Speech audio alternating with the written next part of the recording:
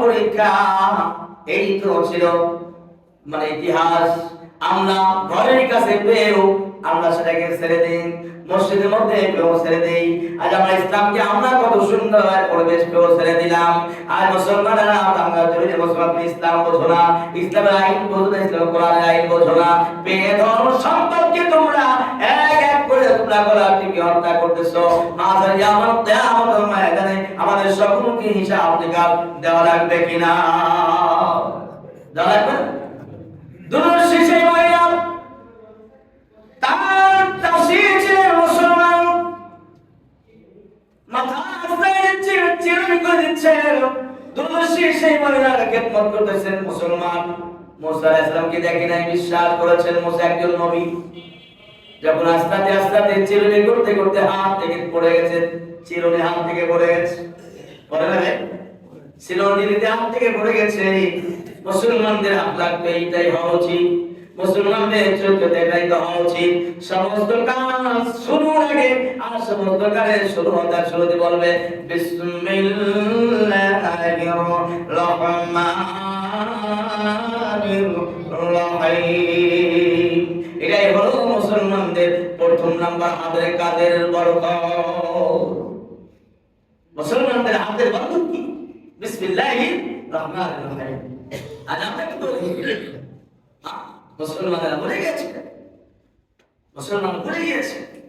ওই সময় ঠিক বাক্যাম মুসলিম সেই মহিলা যখন জেলখানা থেকে বলে গেলেন, চিন্তা করেছেন গোপনে তো বললে করতে পারতেন, কিন্তু তার বংশ নাই, হয়তো তার খেয়াল হলো না, জজবা উঠে গিয়েছেন। যখন মাটি থেকে যখন তুলছেন, মাটি থেকে তোলার সময় চেরোটা যখন হাত দিয়েছেন, তখন সঙ্গে সঙ্গে বলছেন বিসমিল্লাহির রহমানির রহিম। দুর্বাসী কানের মধ্যে শব্দটা চলে আসলো, কি ব্যাপার এতদিন আমার খেদমতটা দাসী আমার হুকুম চলে, আমার হুকুম মানে কোনদিন এরকম কার জবান থেকে শুনে কি ব্যাপার? তো মুসা আলাইহিস সালামের সেই দোয়া, মুসা আলাইহিস সালাম যে দোয়া করেন, মুসা আলাইহিস সালাম আপনার বিরোধিতা করেন, আমার বিরোধিতা করেন, আমার ধর্মের বিরোধিতা করেন, আমাদের জাতির বিরোধিতা মুসা আলাইহিস সালাম করেন।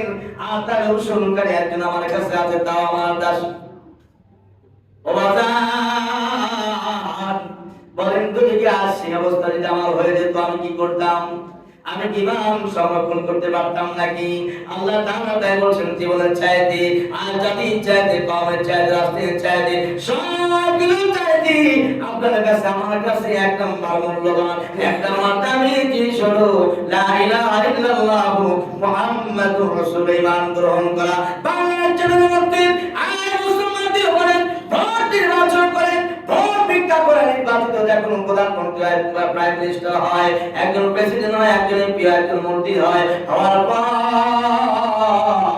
ওই গড় কথা যখন আমেরিকা বলবে, ওই গড় কথা যখন ইন্ডিয়া বলবে, ওই গড় কথা যখন চায়না চীন বলবে, ও আজ বাংলাদেশের ছোট্ট একটা দেশের প্রধানমন্ত্রী শুনে রাখো, আমি তোমাকে ব্যবস্থা করবো, আমি তোমাকে ক্ষমতায় টিকে রাখবো, আমি তোমাকে সব দেবো, কিন্তু আমার আইন মানতে হবে, আমার বসন্তের কথা শুনতে হবে।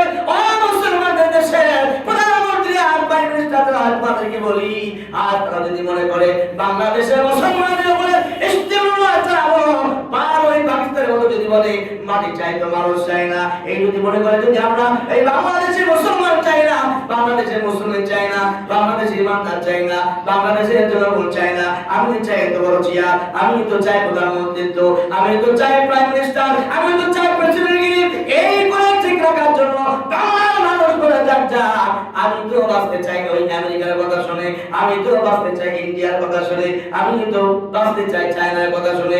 আল্লাহ পাক এই জন্য বললেন, আল্লাহ পাক কোরআনে বলেছেন মিনান নাসি মান ইউজিবুকা কালু ফিল হায়াতিদ দুনিয়া ওয়া আশহাদুল্লাহ আলা মা ফি কলবি ওয়া মা আলা তুল খিসাম ওয়া ইযা কাল্লা সাফিল। আল্লাহ পাক জমিনের মধ্যে যারা তোমরা আল্লাহর সাথে চিটিংবাজি করো, চালাকি করো, আর ভোট ভিক্ষা করার জন্য মসজিদের মধ্যে মুসল্লি হইয়া, মসজিদের মধ্যে নতুন নতুন মাথায় গিয়া, ভোট নির্বাচনের সময় গিয়া এক আসর নামাজ চারবার বলো, এক মাঘের নামাজ চারবার বলো, এক ঈদের নামাজ চারবার বলো, জনগণকে দেখানোর জন্য। আর আমার পবিত্র, আমার চরিত্র ফুলের মতো পবিত্র, আগে যা ছিলাম তো তাই, এখন তাই ভালো লেগেছি।